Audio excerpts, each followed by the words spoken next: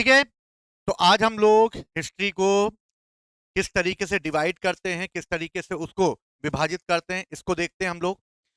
देखो, इतिहास जो है वो बेसिकली अगर देखा जाए तो उसको अलग अलग कैटेगरी में डिवाइड किया गया है। अगर हम इतिहास का विभाजन देखें तो तीन पार्ट में उसे डिवाइड किया गया है: प्री हिस्टोरिकल, प्रोटो हिस्टोरिकल और हिस्टोरिकल। अब ये जो नाम है, अगर हिंदी में अगर देखें तो ये ब्रह्म राक्षस जैसे नाम है। आद प्रागैतिहासिक काल, आद्यैतिहासिक काल, ऐतिहासिक काल। हिंदी में पढ़ोगे तो एकदम भोकच्चे रह जाओगे। ठीक है। तो हिंदी में पढ़े, लेकिन है कुछ नहीं इसके अंदर। सिंपल है। प्री हिस्टोरिकल, प्रोटो हिस्टोरिकल और हिस्टोरिकल में क्या अंतर होता है इसको हम समझते हैं। यानी प्रागैतिहासिक काल, आद्यैतिहासिक काल और ऐतिहासिक काल। देखो, प्री हिस्टोरिकल उसको कहते हैं जब हमारे पास, अगर मैं इतिहास को लिखना चाहूं तो इतिहास को लिखते समय मुझे कुछ ना कुछ एविडेंस की जरूरत पड़ेगी, क्योंकि उस समय मैं जिंदा तो था नहीं। हाँ, मेरा अगर पुनर्जन्म हुआ तो वो बात अलग है, पर उस समय तो मैं था नहीं। अगर था नहीं तो भैया मुझे क्या पता होगा उस समय कौन ने किसको मारा, कौन किसको लपेट रहा है, कौन किसको एम्पायर बना रहा है, या फिर कौन सा आर्ट एंड कल्चर उस समय चल रहा है, मुझे क्या पता। तो यानी कि मैं किसी ना किसी प्रकार के एविडेंस का यूज करूंगा और उसी एविडेंस के आधार पर मैं उस समय के इतिहास को लिखूंगा। और एविडेंस के रूप में मेरे पास सिर्फ दो चीजें हैं। या तो मेरे पास उस समय का लिटरेचर होगा, यानी साहित्य होगा। ठीक। यानी कि उस समय जो भारत में रहने वाले लोग जो हैं, उन्होंने जो लिटरेचर लिखा होगा वो, और जो बाहर से आए होंगे घूमने फिरने, एम्बेसडर वगैरह यानी कि गवर्नर वगैरह, और उन्होंने आके या यात्रियों ने आकर इस समय जो भारत के बारे में लिखा होगा वो हमें पता चलेगा।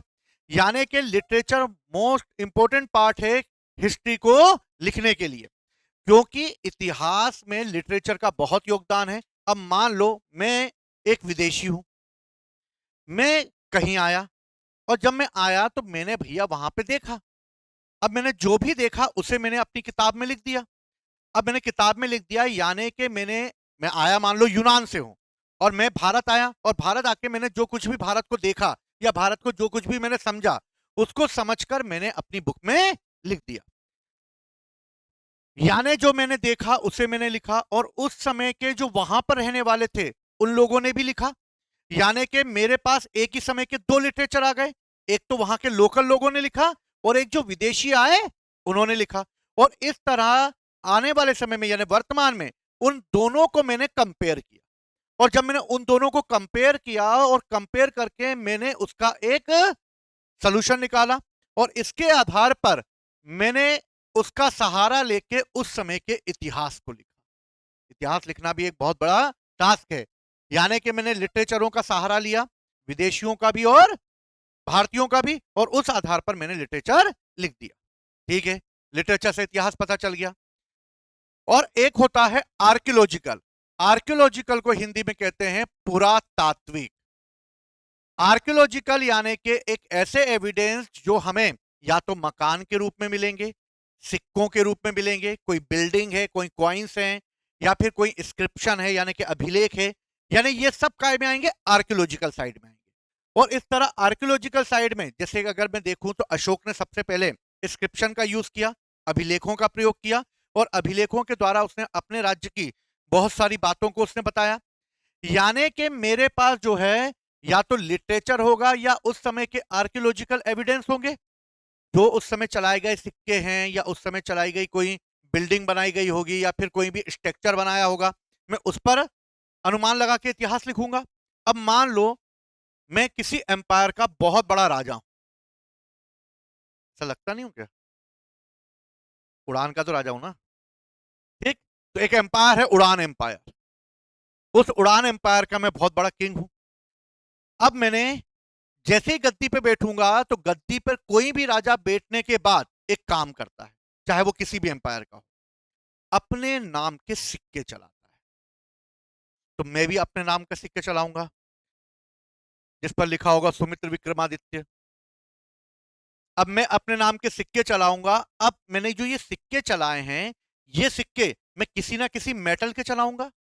मान लो मैं गोल्ड के सिक्के चला रहा हूं, या फिर मैं सिल्वर के सिक्के चला रहा हूं, या फिर मैं कॉपर के सिक्के चला रहा हूं, या तो मैं सोने के चलाऊंगा या चांदी के चलाऊंगा या तांबे के चलाऊंगा। बाकी कुछ राजाओं ने एक्स्ट्रा करने की भी कोशिश करी, किसी ने हाँ, लेड के सिक्के भी चलाए, यानी शीशे के सिक्के भी चलाए, बहुत सारी चीजें।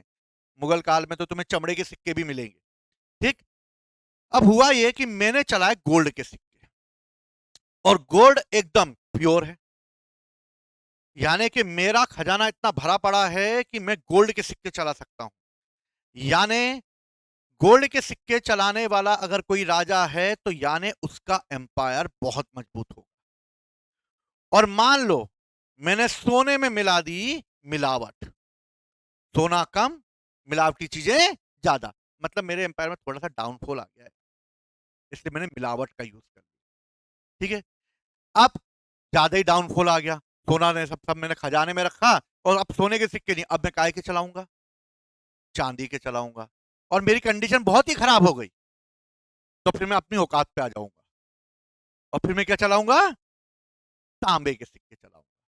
यानी के सिक्कों में सोने की मात्रा और अन्य धातुओं की मात्रा ये डिसाइड करती है कि वो एम्पायर कितना मजबूत होगा।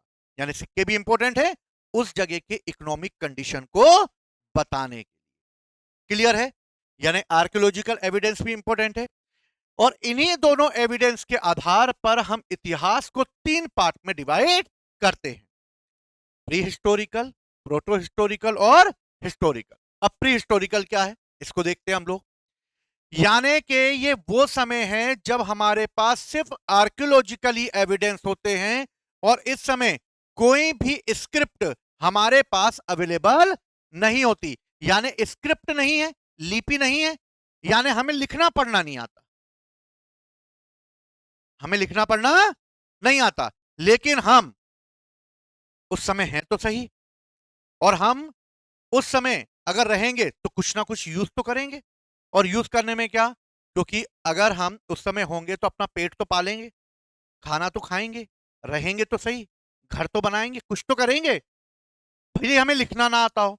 यानी ये वो दौर है जब मनुष्य आदि मानव के दौर में था, और मनुष्य इस समय जानवर को पकड़ा, मारा और खा लिया, और जानवरों को पकड़ के मारने के, खाने के इस पूरे क्रम में उसने कुछ ना कुछ बनाया होगा, और बनाया क्या होगा, हथियार।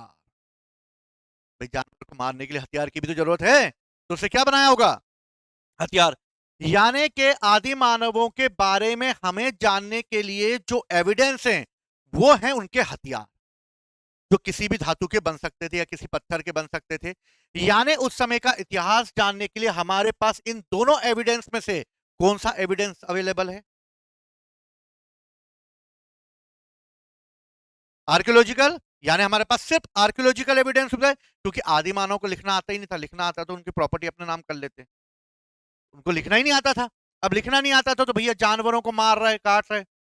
हाँ, पेंटिंग बनाएंगे तो बना दिया, ऐसे करके पेंटिंग बना दिया, मेरा बीवी मेरा बच्चा है, घूमने जा रहे हैं हम लोग, भीमबेटका में देखने को मिल जाएगी तुम्हें, है ना, कई जगह देखने को मिल जाएगी। यानी पेंटिंग भी उन लोगों ने बनाई है, लेकिन हमें वो सब क्या है, आर्कियोलॉजिकल एविडेंस है, लिखा हुआ नहीं है ना, स्क्रिप्ट में नहीं है, वो तो डिजाइन है ना, पेंटिंग बनाई है उन्होंने। यानी कि प्री हिस्टोरिकल में हमारे पास एविडेंस के रूप में सिर्फ आर्कियोलॉजिकल एविडेंस होता है, और हमारे पास कोई भी स्क्रिप्ट नहीं है, यानी हमारे पास कोई लिटरेचर अवेलेबल नहीं है। अगर ऐसा समय है तो उस समय को कहते हैं हम प्री हिस्टोरिकल, यानी प्राग ऐतिहासिक काल। समझ में आई बात, अर्थ समझ गए इसका। अब देखते हैं इसमें क्या आ सकता है। इसमें हम इसे 3 कैटेगरी में डिवाइड करते हैं। जब मनुष्य आदि मानव के रूप में रहता होगा, जानवरों का शिकार करता होगा, फिर धीरे धीरे अपने आप को डेवलप करेगा, वो आग जलाना सीखेगा, बहुत सारी चीजें करना सीखेगा, ठीक है ना। तो इसी क्रम में हम इसे 3 पार्ट में बांटते हैं, पेलोलिथिक, मेसोलिथिक, नियोलिथिक। कितने पार्ट में बांटते हैं, 3 पार्ट में। हिंदी में बुरा पाषाण, मध्य पाषाण और नवपाषाण काल। क्लियर है, बात समझ में आई। हमने प्री हिस्टोरिकल के हिसाब से कितने पार्ट में डिवाइड किया, जब मनुष्य आदि मानव के रूप में था, और हमें पता है कि मनुष्य को सिर्फ काटना पीटना खाना पीना एंजॉय करना आता है, स्क्रिप्ट उसके सामने नहीं। ये वो दौर है जिसे हम प्री हिस्टोरिकल में रखेंगे, और इस समय मनुष्य के इसको हम 3 पार्ट में डिवाइड करेंगे: पुरापाषाण, मध्यपाषाण और नवपाषाण, पैलोलिथिक, मेसोलिथिक और नियोलिथिक। अब जो ये 3 पार्ट बनाए गए, ये क्यों बनाए गए? ये इसलिए बनाए गए कि मनुष्य इन तीनों पार्ट में जब पहले पार्ट की अपेक्षा जब सेकंड पार्ट में जाएगा तो कुछ ना कुछ चेंजेस करेगा, और जब चेंजेस करेगा तो हम उसे दूसरे फेस में ले जाएंगे, फिर उसने कुछ चेंजेस किया, फिर हम उसको तीसरे पार्ट में ले जाएंगे। यानी मनुष्य की लाइफ स्टाइल जैसे जैसे चेंज होगी वैसे वैसे हम इसको चेंज करते जाएंगे। यहां पर मनुष्य जानवरों को मार रहा था, बस उसी को मारने में खुश था, जो मिल जाता लपेट लेता, कच्चा खा लेता, पी लेता, एंजॉय कर लेता। फिर अब मनुष्य ने आग की खोज कर ली, जब उसने आग की खोज कर ली तो खाना पकाना सीख गया, यानी भाई साहब को दूसरे फेस में ले जाओ। अब ये पका के खाना खा रहा है, मांस को, मीट को पका रहा है, एंजॉय आ रहा है उसमें। अब खाना बहुत मीट वीट खा लिया है, अब अपने के अनाज वनाज उगा लेते हैं यार, बहुत यार कब तक जानवरों को मारते रहेंगे। अब इसके बाद वो स्पेस में गया, यानी कि उसने एग्रीकल्चर करना सीख लिया। समझ में आते हो? इसको हम पढ़ेंगे बाद में। तो पहली चीज तुम्हें सिर्फ ये याद रखना है कि पैलोलिथिक, मेसोलिथिक, नियोलिथिक यानी पुरापाषाण, मध्यपाषाण और नवपाषाण है, और इसको याद रखना। इसके समय को याद मत करना, कंफ्यूजन होगा, क्योंकि 25 लाख से 10,000 बीसी तक ये रहा, 8000 बीसी से लेके 4000 बीसी तक रहा, और ये 9000 बीसी से 1000 बीसी तक रहा, है ना, वो कोई दिक्कत वाली बात नहीं। अब हम आते हैं प्रोटो हिस्टोरिकल। प्रोटो हिस्टोरिकल यानी कि एक समय ऐसा है जब हमारे पास दोनों लिटरेचर अवेलेबल है, और हमारे मतलब लिटरेचर के रूप में हमारे पास आर्कियोलॉजिकल एविडेंस भी उपलब्ध है। यानी कि प्रोटो हिस्टोरिकल उस दौर को कहते हैं जब हमारे पास आर्कियोलॉजिकल और लिटरेचर दोनों एविडेंस अवेलेबल हैं, पर दुर्भाग्य से हम सिर्फ एक का ही प्रयोग कर सकते हैं। बात समझ में आई? समझ में आई? हमारे पास दोनों एविडेंस है, भरपूर पड़े हुए हैं, लेकिन हम यूज किसका कर सकते हैं? किसी एक का कर सकते हैं। कैसे? अब इसको हम दो कैटेगरी में डिवाइड करते हैं। कैसे दो कैटेगरी में डिवाइड करेंगे? यानी कि एक है हड़प्पा सिविलाइजेशन और एक है वैदिक सिविलाइजेशन। हड़प्पा सिविलाइजेशन की अगर हम बात करते हैं तो क्वेश्चन जो आता है, देखो डायरेक्ट क्वेश्चन आता है, याद रखना, हड़प्पा सिविलाइजेशन कैसी साइट है? तो हड़प्पा सिविलाइजेशन एक प्रोटो हिस्टोरिकल साइट है। क्लियर बात है? अगर ये नहीं बताऊंगा तो ये क्वेश्चन गलत कर लोगे, ठीक है। वैदिक सिविलाइजेशन कैसी है? तो वैदिक सिविलाइजेशन भी एक प्रोटो हिस्टोरिकल साइट है। क्या है प्रोटो हिस्टोरिकल? तो प्रोटो हिस्टोरिकल जो है वो ये है कि इसमें एक साथ जो है क्या होता था, इस समय ये होता था कि हमारे पास दोनों एविडेंस अवेलेबल होते थे, लेकिन दोनों एविडेंस के आधार पर हम सिर्फ यूज किसका कर सकते थे? किसी एक का कर सकते थे। जैसे एग्जाम्पल के तौर पर अगर मैं हड़प्पा सिविलाइजेशन की बात करूं तो हड़प्पा सिविलाइजेशन में हमें दोनों एविडेंस मिल रहे हैं। उन्होंने बकायदा अपने नगर बनाए, टाउन बनाए, बकायदा उन्होंने प्रॉपर गिल्ड सिस्टम अपनाया, उन्होंने बकायदा बिल्डिंग्स बनाई, उन्होंने जनरल बाथ बनाया, उसने मीटिंग हाउस बनाया, बहुत सारी चीजें बनाई उन्होंने। उन्होंने लिखने का भी ज्ञान था, उन्होंने लिखा भी, लेकिन क्या हम उस स्क्रिप्ट को पढ़ पाए? नहीं पढ़ पाए। आज तक हम हड़प्पा के लोगों की जो लिपि है, जो स्क्रिप्ट है, उसको आज तक हम लोग पढ़ नहीं पाए हैं।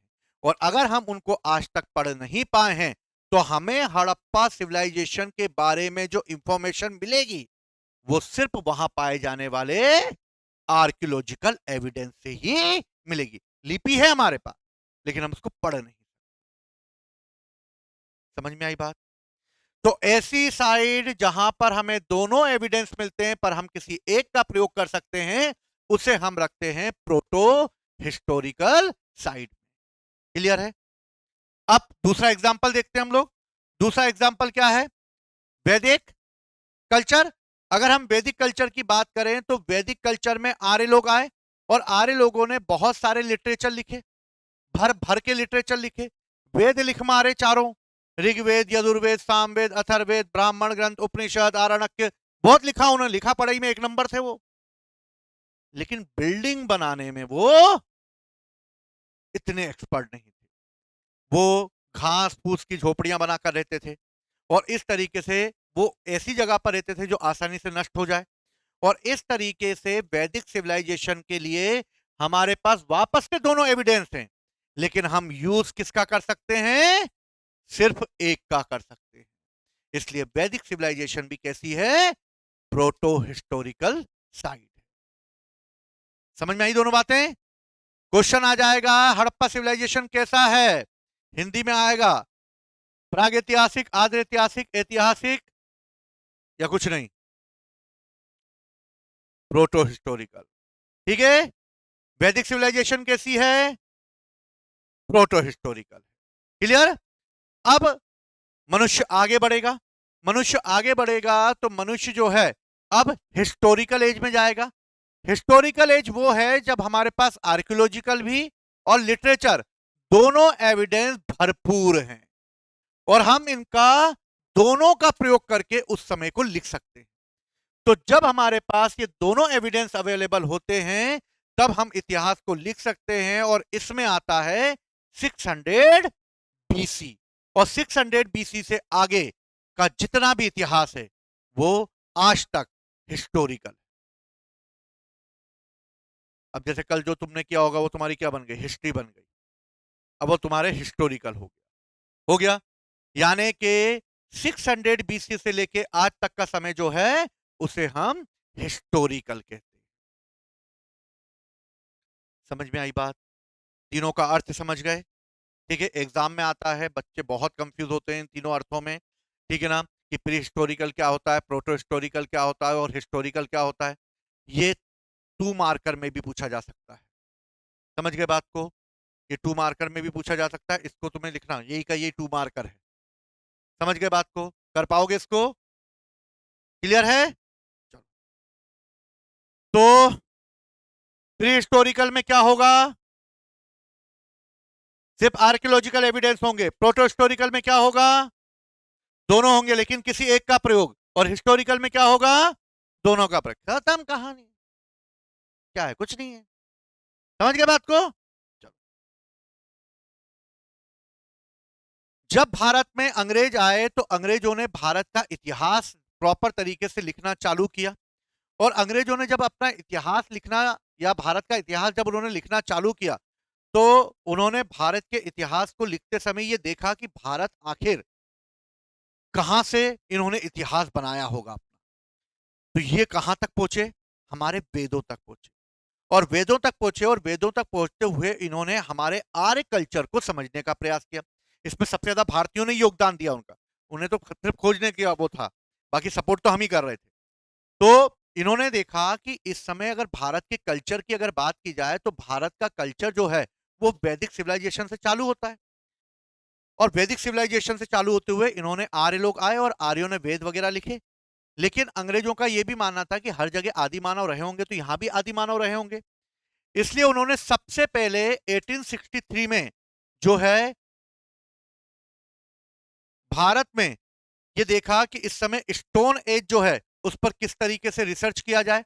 तो 1863 में सबसे पहले स्टोन एज पर रिसर्च करना उन्होंने चालू किया।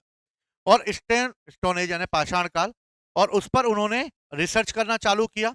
और रिसर्च करने के आधार पर अब उन्होंने ये खोजा कि भारत का इतिहास और कितना पुराना है। अभी तक हड़प्पा सिविलाइजेशन की खोज नहीं हुई है। हमें भी नहीं पता कोई ऐसी सिविलाइजेशन। अंग्रेजों को तो टिंडा नहीं पता। लेकिन खोजेंगे कौन? अंग्रेज ही खोजेंगे। और बेचारे गरीब लोग ये हमें शोषित करने के लिए रेलवे लाइन बिछाएंगे और रेलवे लाइन बिछा के हमें और चूसने की कोशिश करेंगे, क्योंकि ये हमारी नसों तक पहुंचेंगे, हमारे गांव तक पहुंचेंगे। इसलिए वो रेलवे लाइन डेवलप करेंगे और इसी रेलवे लाइन के डेवलप करते करते वो भारत की एक सिविलाइजेशन को खोज मारेंगे जिसे हम कहेंगे हड़प्पा सभ्यता। लेकिन 1921 के पहले हड़प्पा सिविलाइजेशन की जब खोज नहीं हुई थी तब तक हम यही मानते थे कि भारत का इतिहास कहां से प्रारंभ हुआ है? वैदिक सिविलाइजेशन से प्रारंभ हुआ है। क्लियर है? समझ में आई बात? चलो, अब हम आते हैं स्टोन एज में। अगर हम स्टोन एज की बात करें तो स्टोन एज को मैंने तुम्हें बताया था कि इसे हम आदि ऐतिहासिक काल में प्रागैतिहासिक काल में यानी प्री हिस्टोरिकल में रखेंगे। और इसमें मैंने बताया था कि इसको हम 3 पार्ट में डिवाइड करते हैं, पैलोलिथिक, मेसोलिथिक और नियोलिथिक। अब हम देखते हैं पैलोलिथिक क्या है। देखो, पैलोलिथिक की अगर बात की जाए तो पैलोलिथिक साइड क्या है। यदि इसके डेवलपमेंट की अगर बात की जाए तो डेवलपमेंट कैसे हो रहा है। इस समय अर्थ जो है वो पूरी तरीके से बर्फ से ढकी हुई है और अर्थ पर बर्फ जमी हुई है। ठीक है, हमें पता है सबको। ठीक है, आप लोगों को ये पता होगा कि यहां पर आप लोगों के पहले कुछ और भी रहते थे। कौन रहते थे वो? डायनासोर। जब हम लोग नहीं थे तब कौन रहते थे? डायनासोर रहते थे। और डायनासोर जो है वो इस अर्थ पर रहते थे और अर्थ जो है इस डायनासोर से एकदम फुल थी। चारों तरफ डायनासोर ही डायनासोर, मानव का तो अस्तित्व ही नहीं था। और इस तरह एक जुरेसिक पीरियड चल रहा था। जुरेसिक पीरियड जब चल रहा था तब यहां पर डायनासोरों का राज था और डायनासोर आराम से एंजॉय कर रहे थे। कोई पत्ती चबा रहा था, कोई जानवर चबा रहा था, कोई पानी के अंदर तैर रहा था ऐसे करके, कोई हवा में उड़ रहा था। विभिन्न प्रकार के डायनासोर पाए जा रहे थे, भांति भांति टाइप के। ठीक। अब बेचारे डायनासोर एंजॉय कर रहे, कोई दिक्कत नहीं हो रही इनको। तभी क्या हुआ कि एक बहुत बड़ा एस्ट्रॉइड अर्थ की ओर बढ़ रहा था। जब वो अर्थ की ओर बढ़ रहा था तो डायनासोर को पता ही नहीं हो रहा, आ रहा होगा कोई, उनको क्या लेना देना, वो तो अपनी पत्ती खाने में लगे हुए। अब ये एस्ट्रॉइड भारत की ओर बढ़ रहा, मतलब पृथ्वी की ओर बढ़ रहा, अर्थ की ओर बढ़ रहा। जब ये अर्थ की ओर बढ़ रहा तो ये एस्ट्रॉइड इतना बड़ा था कि ये अर्थ से अगर टकराएगा तो अर्थ का विनाश हो जाएगा। लेकिन इस एस्ट्रॉइड को तो टकराना था क्योंकि वो टकराने के लिए बना है। और भाई साहब जो हैं वो अर्थ के बगल से निकल रहे थे। जो वो अर्थ के बगल से निकल रहे थे तो अर्थ ने उससे पूछा, हाउ आर यू। उसने बोला, आई एम फूडनी फाटिंग। बोले कहां? बोले तुम पे। बोले क्या बात कर रहे हो? बोले हाँ। और अर्थ ने अपना ग्रेविटी फोर्स लगा दिया किस पर? इस एस्ट्रॉइड पर। जब एस्ट्रॉइड पर अपना ग्रेविटी फोर्स लगा दिया तो ये एस्ट्रॉइड अर्थ के तरफ बढ़ने लगा। और अर्थ की तरफ ये बढ़ने लगा तो ये जब बढ़ा तो जहां पर आज अटलांटिक ओशन है यानी कैरेबियन सी है, वहां वाले इलाके में ये देखना पूरा एरिया ऐसा बना हुआ है जैसे कोई एस्ट्रॉइड टकराया वहां पर। जब तुम वर्ल्ड मैप देखोगे तब दिखेगा। तो भाई साहब ये बढ़ा और बढ़कर एकदम फटाक से लगा आकर किसमें? अर्थ पे। और जैसे ही लगा तो अर्थ के परखच्चे उड़ा दिए उसने। अर्थ एंजॉय कर रही थी, उसको क्या पता था कोई टकराएगा अपने से। और अर्थ पर जैसे ही वो टकराया तो अर्थ बेचारी ऐसे घूम रही थी और जैसे ही टकराया होगा अर्थ अनबैलेंस हुई होगी। अभी हम अगर अर्थ की बात करें तो वो अर्थ अपने एक्सेस पे कितने डिग्री झुकी हुई है? 23.5 झुकी हुई है। लेकिन वो इस समय इतनी नहीं झुकी हुई थी। बोले कौन झुका झुकी करे, कमर में दर्द आ जाएगा उसको। लेकिन जब वो एस्ट्रॉइड टकराया तो भाई साहब और झुक गई। और झुकने के साथ ही वो अनबैलेंस हो गई। जब वो अनबैलेंस हो गई तो एस्ट्रॉइड जब टकराया तो उसने यहां पर बहुत बड़ा गड्ढा कर दिया। जब गड्ढा कर दिया तो अर्थ के अंदर क्या पाया जाता है? अंदर जो पाया जाता है वो पाया जाता है मेग्मा। जब मेग्मा बाहर आ जाता है तो उसको हम लावा कहते हैं।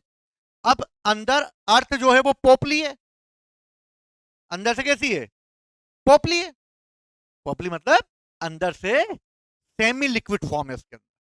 अगर सेमी लिक्विड फॉर्म है और जो कि 6000 डिग्री सेंटीग्रेड पे तप रहा है, यानी कि इतना हाई प्रेशर है उसका कि अगर अर्थ में अगर जरा सी भी कहीं जगह मिलेगी तो फटाक से बाहर निकल आएगा वो। भाई साहब ने यही किया। भाई साहब जब इससे टकराए और टकराने के बाद जो अंदर का है मटेरियल ये हिल गया होगा, पूरा हिला होगा तो ये बाहर निकला होगा। और बाहर निकलकर इसने चारों तरफ जैसे हजारों वॉल्केनो फूट गए हों इस तरीके से चारों तरफ फूटना चालू कर दिया। और देखते ही देखते अर्थ पर चारों तरफ से वॉल्केनो जैसे लावा बाहर निकलने लगा।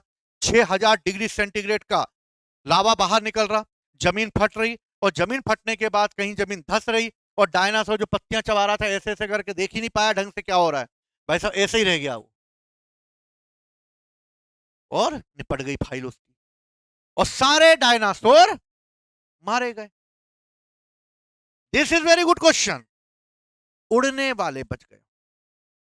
ठीक है, अब ऐसे ये उड़ने वाले थे, ये उड़ने लगे।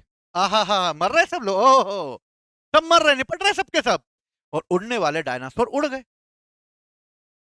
ये ब्लास्ट इतना भयानक हुआ कि अर्थ का बैलेंस बिगड़ गया और अर्थ के अंदर से मैग्मा बाहर निकलने लगा। मैग्मा बाहर निकला तो ऊपर जो ये डस्ट है, यानी जो ऊपर का जो ये एरिया है, ये तो बड़ी बड़ी चट्टानों से बना हुआ है, ये चट्टानों से बना हुआ है। अब जब ये टकराया होगा तो अर्थ पर एकदम ब्लास्ट होगा और अंदर की चट्टानें निकलकर ऊपर की ओर उठी होंगी, और ये चट्टानें ऊपर की ओर उठी, चारों तरफ से ये चट्टानें उठ रही हैं। जब उठी तो अर्थ अपना एक सिक्योरिटी बना के रखता है कि अर्थ अपने अंदर से कोई चीज बाहर नहीं जाने देता और बाहर से कोई चीज अंदर नहीं आने देती। ये तो एस्टेरॉइड भाई साहब बहुत बड़े थे, इसको जितना अर्थ जला सकती थी जलाया उसने, लेकिन इतनी तेजी से वो अर्थ से टकराएगा क्योंकि जलने, मान लो इतना बड़ा होगा, ये तो मेरा हाथ इतने दिया रहे हैं इसलिए इतना बड़ा कर रहा हूं, वो हजारों किलोमीटर लंबा था। अब वो इतना बड़ा होगा, अर्थ ने जलाया होगा, कितना जलाएगी, कितना जलाएगी, कितना जलाएगी, इतना जलाएगी, इतना तो टकराएगा ना, तो उतना ही आके टकरा के तबाही मचा दी। वो टोटल टकराता तो और तबाही मचती। अब ये टकराया और टकराने से क्या हुआ, जो ऊपर की क्रस्ट पे जो पत्थर थे, बड़ी बड़ी चट्टाने थी, ये चट्टाने टकराकर ऊपर की ओर भागी, यानी ब्लास्ट होगा तो ये ऊपर की ओर भागी। जब ऊपर की ओर भागी तो अर्थ का जो ग्रेविटी फोर्स है उसको क्रॉस करने की कोशिश करेंगे, लेकिन अर्थ अपना ग्रेविटी फोर्स तो क्रॉस करने नहीं देगा किसी को। इसलिए यही चट्टाने जब ऊपर बढ़ी और अर्थ के बाहर जाने की जब इन्होंने कोशिश करी, तो अर्थ ने अपना ग्रेविटी फोर्स लगाकर इन्हें ही आग के गोले में तब्दील कर दिया, और ये ही आसमान से आग के गोले की तरह गिरे।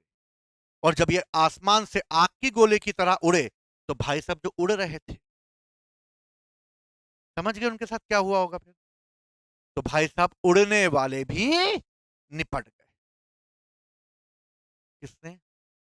ये तो एक कॉन्सेप्ट लगाया गया है, ऐसा होगा। ठीक है, डायनासोरों का अंत कैसे हुआ, है ना, तो एस्टेरॉइड के टकराने से हुआ जुरासिक पीरियड का, क्योंकि एविडेंस मिले हमें उस समय के। ठीक है ना, तो जो उड़ रहा होगा वो भी खत्म हो गए, और इस तरीके से अर्थ पर एक एज खत्म हो गया जिसे हम जुरासिक एज के नाम से जानते हैं, और सारे डायनासोरों की फाइल निपट गई। लेकिन उसमें से कुछ ऐसे भूमि जैसे छोटे छोटे जानवर थे, जैसे मेमल्स थे, और ये जो छोटे छोटे जानवर थे, ये इस पूरे प्रलय में, क्योंकि प्रलय है ये पूरा पूरा प्रलय होने वाला है, अब इसमें से कुछ छोटे छोटे जानवर थे, मेमल्स वगैरह थे, जो कि यहां छोटे छोटे दरारों में आकर छुप गए अपने आप को बचाने के लिए। छोटे से मेमल्स टाइप के बोलते हैं, चूहे टाइप के थे ये, और ये आकर इसमें छुप गए। अर्थ पर चारों तरफ इतनी डस्ट उड़ी, इतनी डस्ट उड़ी कि अर्थ पर छा गया अंधेरा, और अंधेरा इतना कि इतने हजारों किलो टन की डस्ट उड़ी है कि अर्थ को चारों तरफ से उसने घेर लिया, और इतना घेर लिया कि सूरज की रोशनी अब अर्थ पे नहीं आ सकती, और अर्थ पूरी तरीके से अंधकारमय हो गई, और चालू हुआ किल्विश का दौर। शक्तिमान जिसने देखा होगा समझ गया होगा। ठीक है, अंधेरा कायम रहे, और इस तरीके से पूरी अर्थ जो है वो किससे ढक गई? धूल से ढक गई, और धूल डस्ट ने पूरे अर्थ को चारों तरफ से ढक दिया। सूरज की रोशनी आ नहीं रही, सूरज की रोशनी आएगी नहीं तो अर्थ पर क्या होगा? अंधेरा, क्योंकि अर्थ की तो कोई लाइट ही नहीं है, तो अर्थ पर चारों तरफ अंधेरा छा जाएगा, और ये अंधेरा हजारों वर्षों तक रहेगा, और हजारों वर्षों तक ये धूल के बादल नहीं हटेंगे। जब ये धूल के बादल नहीं हटेंगे तो अर्थ पर पूरा जीवन नर्क हो चुका होगा। लेकिन समय बदलेगा, धूल जो आसमान में उड़ी वो धीरे धीरे छटना चालू होगी, और यही धीरे धीरे छटेगी, तब सूरज की हल्की सी रोशनी अर्थ पर आकर पड़ेगी। जब सूरज की रोशनी हल्की सी अर्थ पर आकर पड़ेगी, और जो डस्ट ऊपर उड़ी है, यही डस्ट जो है वो बादलों का निर्माण कर लेगी, और जब ये बादलों का निर्माण करेंगे और सूरज की रोशनी वापस अर्थ पर आने लगेगी, तब अर्थ जो है वापस से अपने आप को बनाने की कोशिश करेगी। सूरज की लाइट जब आएगी, उसके बाद बादल बनेंगे, और बादल बनेंगे तो पानी गिरेगा, जब पानी गिरेगा तो पानी गिरने के बाद अर्थ पर एक न्यू लाइफ चालू होगी और इस तरह पहली लाइफ पानी के अंदर हो। समझ गए? अब पानी के अंदर नए जानवर पैदा होंगे, नए जानवर, पेड़ पौधे, कई जीव पैदा होंगे। इसमें से कई ढीठ टाइप के जानवर होंगे, मनचले टाइप के जानवर होंगे, बिगड़ेले जानवर होंगे। बोले पानी में बहुत दिनों तक रह लिया, अब एक काम करते पानी से बाहर निकल लेते। तो कुछ पानी से बाहर निकल आएंगे। अब जब ये पानी से बाहर निकल आएंगे तो भैया ये पानी में भी रह सकते हैं और बाहर भी रह सकते हैं, ऐसा अपने आप को डेवलप कर लेंगे।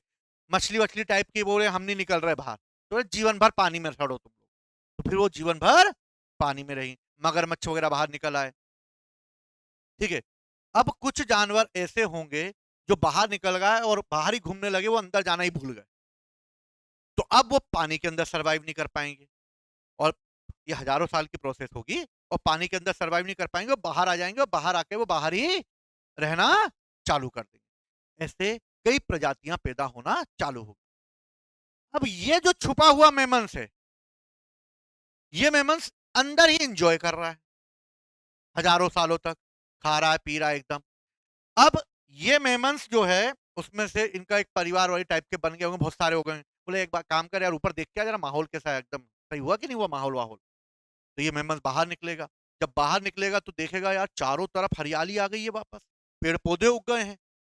और वो सबको बोलेगा एक काम करो भैया बाहर निकलो यार, पूरी हरियाली पूरे अर्थ यार वापस से नई हो गई है। और ये सबके सब जो हैं वो अर्थ से बाहर निकलेंगे। जब ये अर्थ से बाहर निकलेंगे तो अर्थ के बाहर क्या है? अर्थ के बाहर तो भैया पेड़ पौधे उगे हुए हैं। ठीक, चारों तरफ पेड़ पौधे, जंगल ही जंगल है और बड़े बड़े पेड़ पौधे। तो ये मेमन्स निकलेंगे और निकलकर इन पेड़ों पर रहना चालू कर देंगे। यहीं पर पड़े हुए, यहीं खा रहे, यहीं सो रहे, यहीं सब कुछ वो जो है अपना जीवन निकाल रहे। आदत पड़ गई इनको पेड़ों पर रहने की, साल बीतते जा रहे हैं। अब ये पेड़ों पर हजारों सालों तक पेड़ों से चिपके रहे, ऐसे करके लपेटे रहे। ये अपने पाँव का भी यूज करते थे, हाथों का भी यूज करते थे, तो पेड़ों पे आसानी से चल जाते, जो मिलता कंद मूल वो खा पी के एंजॉय कर लेते। हजारों सालों तक ऐसा रहता हुआ चलता रहा, लेकिन समय धीरे धीरे बीता और बीतने के पास एक बार ऐसा हुआ कि बरसात नहीं हुई।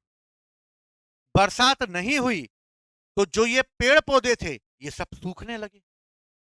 जब ये सूखने लगे तो जो ये मेमन्स जो पेड़ों पे रह रहे थे, जब इनको भोजन नहीं मिलेगा तो भोजन के बाद ये थोड़े से घबराएंगे कि खाना गया, खाना कहाँ गया। तो इन्हीं में से बोलेंगे एक काम करते हैं, पेड़ों पे तो खाना खत्म हो गया, नीचे उतरो। अब ये मेमन्स इन पेड़ों पे से नीचे उतरेंगे। जब ये मेमन्स पेड़ों पे से नीचे उतरेंगे तो नीचे उतरने पर ये अपने हाथ और पैर दोनों जो हैं वो यूज करते हैं, यानी कि हाथ और पैर दोनों के बल नीचे आएंगे। जब दोनों के बल नीचे आएंगे तो नीचे देखेंगे भैया यार पूरी जगह से जंगल जो है वो सफा हो गए, पानी गिरा नहीं है। तो ये भोजन की तलाश में आगे निकलेंगे। जब ये भोजन की तलाश में आगे निकलेंगे तो भोजन की तलाश में आगे करके उन्हें फिर वो जानवर दिखेंगे जो कुछ नदियों से बाहर निकल आए थे पानी से, वो जानवर निकले, या तो वो उनको खाएंगे या फिर ये इनको खाएंगे। तो ये मेमल्स जो थे ये हजारों सालों तक पेड़ों पर चढ़े, पेड़ों पर रहे, जमीन पे उतरे और जमीन पर उतरने के बाद ये लोग धीरे धीरे अपने आप को डेवलप करें। डेवलप करने के लिए सबसे पहले ये अपने हाथों का प्रयोग करना छोड़ दें और हाथों का प्रयोग करने के बाद ये पैरों के मतलब झुके होंगे ये ऐसे करके, लेकिन हाथ जो जमीन से टच होते थे अब वो जमीन से टच नहीं होंगे। अब ये हाथों को ऊपर कर लेंगे। जब हाथों को ऊपर कर लेंगे और झुकेंगे, उसके बाद इनके शरीर पर जो बाल हैं वो बाल धीरे धीरे झड़ना चालू हो जाए और बॉडी पे से बाल खत्म होंगे। इनकी पूंछ है, धीरे धीरे इनकी पूंछ भी गायब होना चालू हो जाएगी क्योंकि उसका यूज नहीं बचा, क्योंकि वो पहले पेड़ों पे चढ़ते थे तो पूंछ का यूज होता था, अब पेड़ों पे चढ़ते ही नहीं है तो पूंछ भी खत्म हो जाएगी। और इसी तरह इन्हीं मेमन्स की एक जाति है रामापिथेकस, और रामापिथेकस जो है वो जंगलों से निकल के जमीन पर आ जाए और जंगलों से निकलकर जब रामापिथेकस जमीन पे आएंगे तो यही रामापिथेकस हमारे सबसे पुराने पूर्वज कहलाए। यह मैं अपने दादा परदादाओं की बात कर रहा हूं, मैं ना पूर्वजों की बात कर रहा हूं मैं अपने। तो ये रामापिथेकस आ जाएंगे। अब रामापिथेकस क्या करेंगे धीरे धीरे अपनी अपनी जो है वो कमर सीधी करेंगे और ये कमर सीधी कर लेंगे। अब ये हाथ जो पहले इतने इतने होते थे, यानी मतलब इतने बड़े बड़े हाथ होते थे, अब इनका यूज नहीं हुआ तो ये हाथ क्या हो गए, छोटे हो गए। अब इन हाथों का प्रयोग वो किसी चीज को पकड़ने में करेंगे, पकड़ने में करेंगे। जानवर आया तो जानवर को पकड़ लेंगे ऐसे करके, क्योंकि पहले तो ये चारों हाथों पैरों का यूज करते थे, अब इसका ही प्रयोग करेंगे। अब क्या करेंगे, भोजन तो है नहीं, तो ये जानवर को पकड़ा, उसी को काटा और उसी को खा लिया। और इस तरह ये जंगली जानवरों को और अन्य जानवरों का शिकार करके उसको भोजन के रूप में यूज करें। ये वो दौर है जब अर्थ से पूरी डस्ट हट चुकी है और अर्थ पर फिर से न्यू लाइफ चालू हुई है, लेकिन अर्थ प्लास्टोसीन एज में चल रही है। प्लास्टोसीन एज यानी पूरी तरीके से बर्फ से ढक चुकी है। और इसी समय मानव जो है वो इसी ढंग में बड़े जानवरों का शिकार करेगा। बड़े जानवरों का शिकार क्या, मान लो एक बहुत बड़ा जानवर है, उसको मार दिया इन्होंने, मारने के बाद पूरे महीने भर उसी को खा रहे। क्यों? क्योंकि प्लास्टोसीन है, ठंड है, मांस खराब नहीं होगा, यानी कि जानवर सड़ेगा नहीं और वो महीनों तक उसी को खाते रहेंगे। अब ऐसे ही करके वो गुड बनाएंगे और गुड बनाकर वो अब एक नए फेस में जाएंगे जिसको कहते हैं होमो इरेक्टस। होमो इरेक्टस एक ऐसी प्रजाति होगी हमारी जो पांव के बल खड़ी हो जाएगी। किसके बल खड़ी हो जाएगी? पांव के बल खड़ी हो जाएगी। और पांव के बल खड़ी होने के बाद ये चलना चालू करेगी ऐसे कर, और ऐसे चलते हुए वो अपने हथियार बनाएगी और हथियार बना के वो दूर से ही जानवरों का शिकार, पास नहीं जाएगी, पास जाएगी तो वो खा जाएगा। इसलिए अपने हथियार कैसे बनाएगी? लंबे बनाएगी। लेकिन हथियार बनाने के लिए मेटल तो है नहीं उसके पास, तो वो पत्थर के हथियार बनाएगी। और पत्थर के हथियार बनाने के साथ साथ वो जानवरों की हड्डियां भी इसमें जोड़ देंगे और जानवर की हड्डियां जोड़कर, पत्थरों को जोड़कर अपने बड़े बड़े हथियार बनाएंगे और उसी से वो दूर से शिकार करेंगे। समझ में आई? होमो इरेक्टस के बाद आदि मानव का एक और डेवलपमेंट होगा और उस डेवलपमेंट को कहते हैं होमो नियंडरथल। और होमो नियंडरथल जो है वो दोनों पांव पे तो खड़ा हो जाएगा, लेकिन वो एक चीज सीख जाएगा, आग को कंट्रोल करना। होमो नियंडरथल हमारा पहला बुद्धिमानी आदमी, बुद्धि चलती है उसकी, वो अब सोचने लगा। जब ये थी तब ये मेमल्स थे, जब ये बाहर निकले तो अब इनकी क्या हो गई, बुद्धि चलने लगी। बुद्धि चलने लगी यानी कि वो सोचने लगा। सोचने लगा तो भैया वो आग को कंट्रोल करना सीख गया, यानी उसने आग की खोज कर ली। और आग की खोज करने के बाद होमो नियंडरथल भोजन पकाकर खाना इसने चालू कर दिया। होमो नियंडरथल ने, पता लगा 4-5 होमो नियंडरथल घूम रहे थे, एक आध का जानवर ने शिकार कर दिया, वो मर गया। मरने के बाद अपने ही साथी का क्या किया जाए, तो उसी ने पहली बार उसको जलाना प्रारंभ किया। और इस तरह मनुष्य ने पहली बार आदि मानव के रूप में होमो नियंडरथल ने अपनी पहली बार जो अपनी प्रजाति के लोग थे उनको जलाना चालू किया। और इस तरह होमो नियंडरथल, क्योंकि कपड़े तो पहनते नहीं थे ये लोग, अब इन्होंने जानवरों को मारा, जानवरों की खाल निकाली और खाल निकालकर पहनना इन्होंने चालू कर दिया। और इस तरह मनुष्य ने पहली बार कपड़े पहनना चालू किया और कपड़े थे जानवरों के खाल। समझ गए?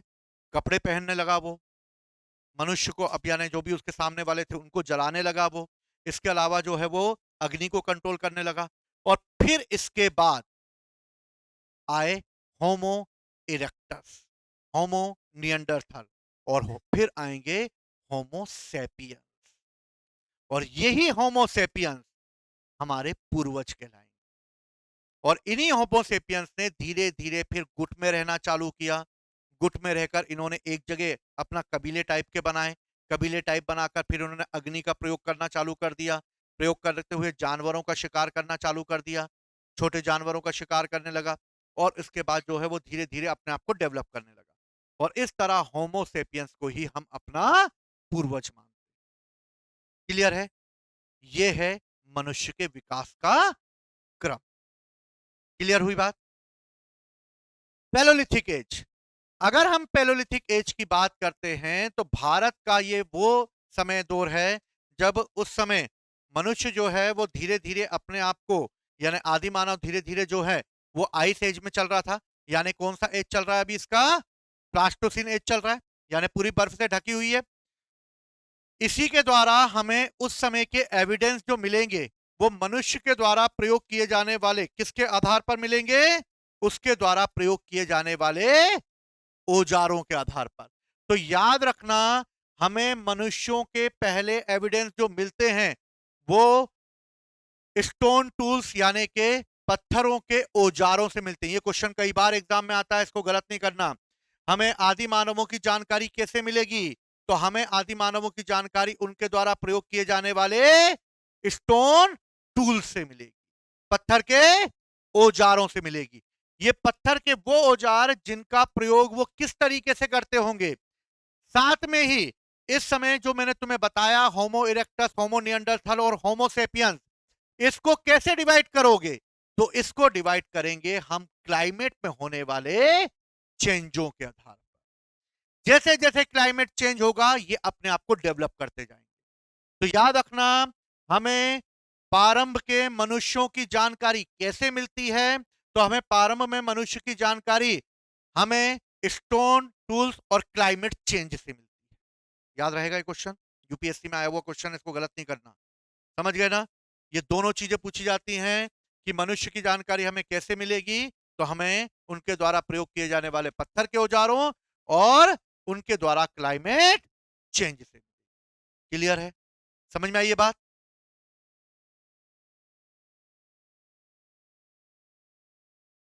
पैलोलिथिक एज को हम 3 पार्ट में डिवाइड करते हैं। कितने पार्ट में डिवाइड करेंगे? 3 पार्ट में डिवाइड करेंगे। सबसे पहले आते हैं हम लोअर पैलोलिथिक एज में। टफ है ये टॉपिक, अभी तक टफ तो नहीं लगा ना? ठीक है, पर खच्चे उड़ा देता है ये। ठीक है, लोअर पैलोलिथिक एज, पैलोलिथिक का एक और लोअर बना दिया हमने। एंजॉय है अपना, तो कुछ भी करते रहते हैं हम लोग। क्या बना दिया हमने? लोअर पैलोलिथिक एज बनाया। लोअर पैलोलिथिक को कहते हैं या तो हम आरंभिक या निम्न या पूरा पाषाण काल। हिंदी में, हिंदी में बहुत वैरायटी पाई जाती है, ठीक है, लेकिन इंग्लिश में सिर्फ लोअर पैलोलिथिक। अब लोअर पैलोलिथिक में क्या होगा? ये वो दौर है जो पूरी तरीके से किससे ढका हुआ है? बर्फ ढकी हुई है, चारों तरफ आइस एज है। एंजॉय, रिसक पट्टी भी घूम रहे अपन लोग, आइस पे घूम रहे ऐसे करके। ठीक है, भूमि गिर रही ऊपर से नीचे आ रही।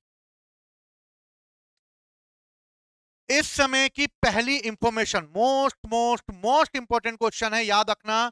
इस समय की जो हमें जानकारी सबसे पहले वो देते हैं वो हैं जियोलॉजिकल सर्वे ऑफ इंडिया के जो साइंटिस्ट थे जिनका नाम है रॉबर्ट बोसफोर्ड। और रॉबर्ट बोसफोर्ड जो हैं, इन्होंने ही सबसे पहले इस समय पर रिसर्च किया। और रिसर्च करने के बाद इन्होंने सबसे पहले यह पाया कि 1863, मैंने बताया था स्टार्टिंग में, 1863 में ही सबसे पहले स्टोन एज को क्लियर करेंगे ब्रिटिश के लोग। और ब्रिटिश रॉबर्ट बोसफोर्ड ने 1863 में मद्रास के पलवरम से, कहां से? मद्रास के पलवरम से डिस्कवर कर लिया स्टोन टूल्स। और इस तरह पहली बार मनुष्य के द्वारा एविडेंस के रूप में जो हमें मिला वो मिला एक हैंड एक्स। और इस तरह एक हैंड एक्स खोज निकाला 1863 में रॉबर्ट बोसफोर्ड ने। इस क्वेश्चन को गलत नहीं होना चाहिए, याद रखना। मद्रास के पलवरम से 1863 में रॉबर्ट बोसफोर्ड ने हैंडेक्स की खोज की, हाथ की कुल्हाड़ी की खोज की। समझ में आ गई बात? क्वेश्चन इसी को घुमा पुरा के 3 प्रकार से पूछ लेगा। किसने की? रॉबर्ट बोसफोर्ड ने की। कब की? 1863 में। कहां की? मद्रास के पलवरम से। समझ गए बात को? जब तुम एमसीक्यू लगाओगे तो तुम्हें ये सारे क्वेश्चंस मिलेंगे। क्लियर है? चलो, रॉबर्ट बुश बोला यार भाई एक काम कर यार, अकेले में नहीं खोज रहा, विलियम किंग तू मेरे साथ चलेगा क्या? विलियम किंग ने बोला अरे अपन तो किंग है भाई, जो तू जहां बोलेगा वहां चल चलूंगा। और विलियम किंग को भी उन्होंने साथ में लिया। विलियम किंग ने बोला भाई तूने यार मद्रास से घूम लिया, एक काम कर भाई, एक आध मैं भी ढूंढ लेता हूं, मेरा भी नाम इतिहास में लिखा जाएगा। तो उसने अतिरम पक्कम से इस तरह के एविडेंस खोज निकाले। तो 2 लोगों ने खोजे, पहले रॉबर्ट बुशफुट ने मद्रास के पलवरम से, दूसरे विलियम किम ने अतिरम पक्कम से। हाँ, ठीक है। और इस तरह से दोनों एविडेंस खोज लिए गए। एंजॉय करा, रात को दोनों ने पार्टी वार्टी करी, क्योंकि भाई स्टोन एज खोज लिया इन्होंने इंडिया का, और 1863 में स्टोन एज की खोज हो गई। और इस तरह भारत के बारे में हमें जानकारी दे दी रॉबर्ट बॉस फुट ने कि भैया तुम स्टोन एज में भी थे। हम खुशी के मारे पागल हो गए, अच्छा स्टोन एज में थे हम लोग। अब यहां पर हमें कुछ एविडेंस मिलते हैं। कैसे एविडेंस मिलते हैं? सबसे पहले हमें जो फर्स्ट टूल्स मिले हैं, अगर हम इंडिया में बात करें, तो ये चॉपिंग है। क्या है? चॉपिंग। चॉपिंग मतलब क्या होता है? इसके चॉपर चॉपिंग भी कहते हैं। चॉपिंग का मतलब क्या होता है? हमें बनाने हथियार। हम आदि मानव हैं, भूमि है, कर रही है। अब इसको क्या चाहिए? इसको चाहिए हथियार, क्योंकि जानवरों का शिकार करना है। तो करते हुए घूम रही है। अब ये करके घूम रही है, तो ये नदी के किनारे गई। नदी के किनारे गई तो नदी के किनारे जो है, नदियों के किनारों पे पत्थर पड़े हुए हैं। जब पत्थर पड़े हुए हैं तो उनमें से कई पत्थरों पे ये चल रही है। चलते समय हूं करके उसको एक पत्थर लग गया। इसने पत्थर उठाया। पत्थर उठाया, जिस पत्थर ने मुझे काट दिया, ऐसा कौन सा पत्थर आ गया? तो उसने देखा कि उस पत्थर की एक क्वालिटी है। नदियों के पानी ने उस पत्थर को काट काट के एक तरफ से पेना कर दिया, चॉपर बना दिया। और फिर दूसरे पांव पे भी गड़ गया। तो दूसरे पांव पे गड़ा, यानी कि एक तरफ चॉपर, एक तरफ चॉपिंग। और इस तरह जब पत्थर के दोनों तरफ धार थी, एक तरफ होगी तो चॉपिंग, दोनों तरफ होगी तो चॉपर चॉपिंग, और इस तरीके से भूमि को मिल गया चॉपर चॉपिंग। और खुशी के मारे करने लगी वो। क्यों? क्योंकि उसने जानवरों को मारने के लिए हथियार बना। समझ गए बात को? अब ये चॉपिंग कहां से मिली है? तो सबसे पहले एविडेंस हमें पंजाब से मिलेगी। बहुत सारी नदियां हैं पंजाब में, तो ठीक। और पंजाब में एक नदी बहती है, सोहन नदी। इसी सोहन रिवर वैली में, यानी सोहन घाटी में, हमें जो है इसी प्रकार, तो अब पाकिस्तान में है ना ये, पाकिस्तान में हमें इसी प्रकार के एविडेंस मिलते हैं जिसको हम चॉपर चॉपिंग कहते हैं। और इस तरह चॉपर चॉपिंग जो कल्चर है, वो सबसे पहले अगर हमें देखने को मिलेगा तो वो मिलेगा पंजाब में, इसी जगह पर।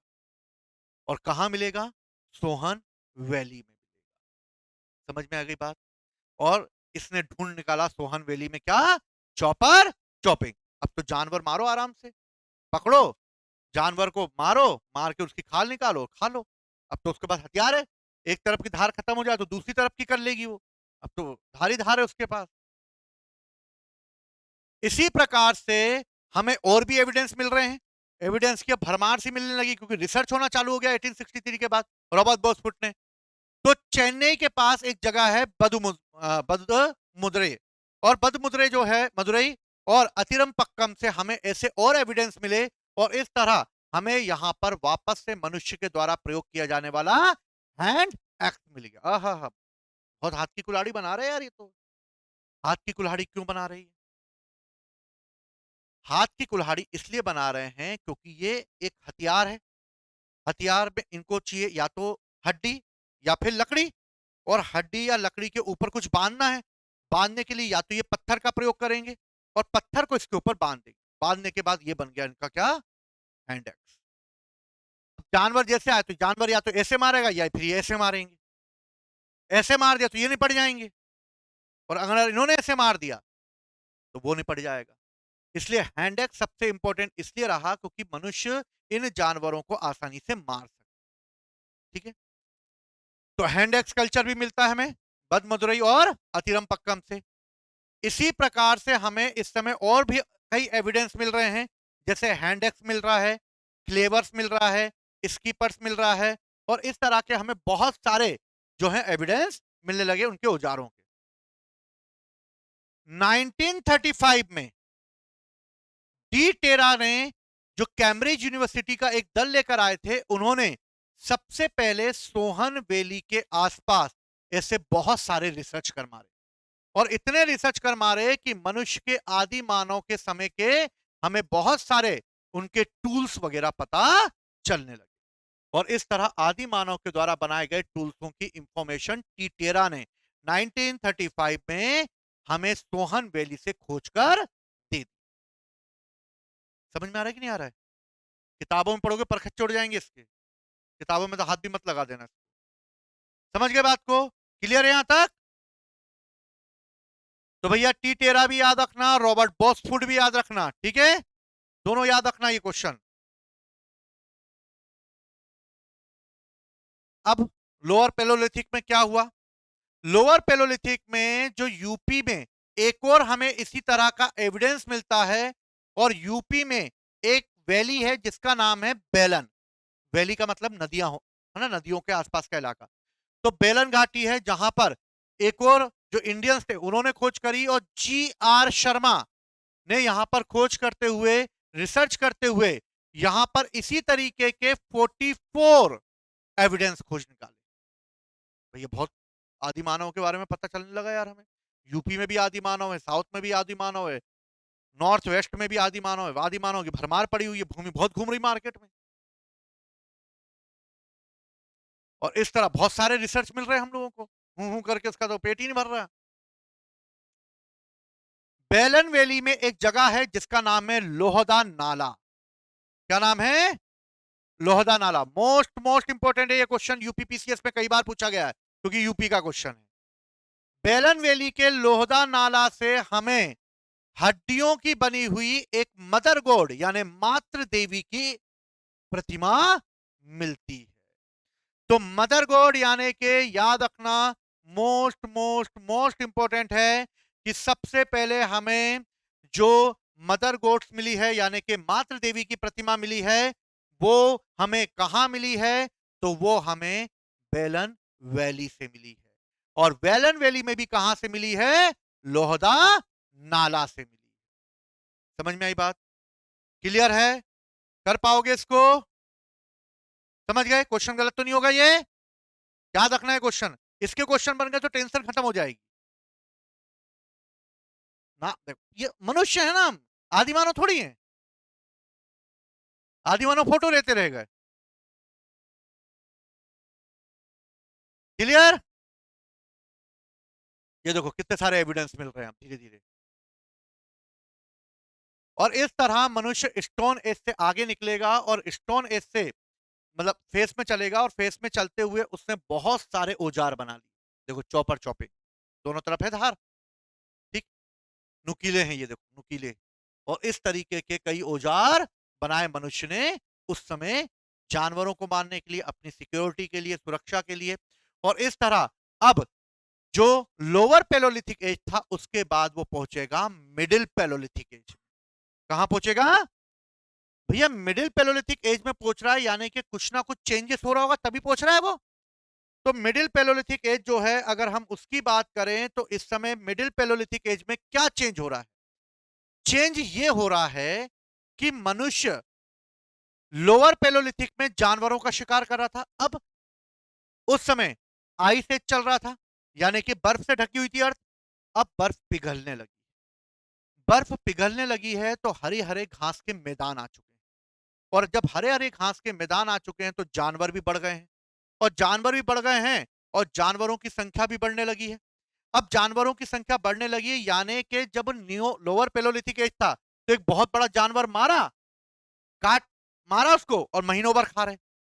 अब गर्मी आ गई, जानवर मारने के बाद कुछ ही दिनों बाद खराब हो जा रहा है। तो उसी में से कुछ ऐसे आदिमानव बैठे हुए थे। इन आदिमानवों ने सोचा कि एक काम करते हैं, बड़े जानवरों का शिकार छोड़ते, छोटे छोटे जानवर मारते, मुन्ने मुन्ने से जानवर मारेंगे, छोटे छोटे हिरन टाइप के, इन टाइप के, है ना। और छोटे जानवर मारेंगे, सुबह खाएंगे, रात का रात को सोचेंगे। अब इसके लिए क्या किया जाए? इसके लिए हमें करना होगा अपने छोटे हथियारों का प्रयोग, क्योंकि बड़े हथियारों से तो बड़ा जानवर मरेगा, छोटा जानवर मारना है तो छोटा हथियार चाहिए। तो इन्होंने छोटे हथियार बनाना चालू किया, और छोटे हथियारों को कहा जाता है फलक। क्या कहा जाता है? फलक, और इस तरह फलक कल्चर डेवलप होगा। क्या कल्चर डेवलप होगा? फलक कल्चर। और इस तरीके से इस समय बहुत सारे फलक पाए जाएंगे, और इसी के कारण मिडिल पैलोलिथिक पीरियड को कहा जाता है फलक कल्चर। क्या कहा जाता है? फलक कल्चर। फलक की अगर बात की जाए तो इसको ब्लेड स्केपर कल्चर भी कहा जाता है। ब्लेड स्केपर कल्चर मतलब कि ब्लेड की तरह होंगे ये। ब्लेड देखिए ना सामने, अब ये चाकू बनाएंगे ऐसे करके, छोटा हथियार चाकू, ये भी ब्लेड, ये भी ब्लेड, जानवरों को मारना, उनकी खाल निकालना, इसलिए छोटे हथियार प्रयोग करेंगे, इसलिए ब्लेड, ब्लेड स्केपर कल्चर आएगा ये। समझ गए बात को? छोटे हथियार है ना ब्लेड, अब ब्लेड का यूज करेंगे, और ये या तो क्वार्टरजाइट स्टोन के बने होंगे, और इस तरीके से इस एज में आके मानव जो है वो डेवलप करेगा अपने आप को। डेवलप करते करते ये नेचुरल यानी कि प्राकृतिक रूप से ये नेचर पर डिपेंड हो जाएगा, और इस तरह अब ये शिकार पर टोटल रूप से इंडिपेंडेंट होने के साथ साथ भोजन भी करेंगे, और भोजन में ये जानवरों का मांस भी खाएंगे, और नेचर के द्वारा उगाई जाने वाली फल, जड़ें, ये भी खाएंगे। जब आइस एज था तब पेड़ पौधे नहीं थे, जब आइस पिघली तो पेड़ पौधे उगे, जब पेड़ पौधे उगे तो पेड़ पौधों पर उगने वाले फलों को भी इन्होंने खाना चालू किया। स्कूल में पढ़ा होगा तुम लोगों ने, हमारे आदि मानव बचपन में कंदमूल खाया करते थे। पढ़ा है ना बचपन में कि नहीं पढ़ा? नहीं पढ़ा है? हाँ, सोशल साइंस में पढ़ा, और क्या मैथ में थोड़ी आएगा ये क्वेश्चन।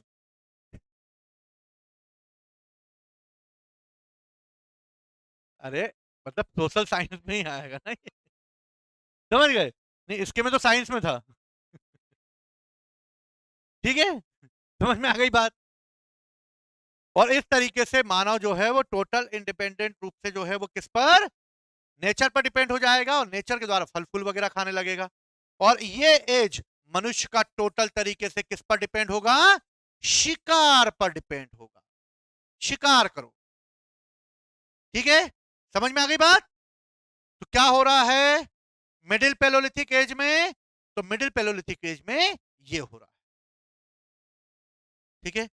इसके आगे की कहानी हम लोग अब कल सुनेंगे। क्लियर है फिर? समझ में आया यहां तक? तो बाकी चीजें फिर हम लोग कल करते हैं। जय हिंद, जय भारत।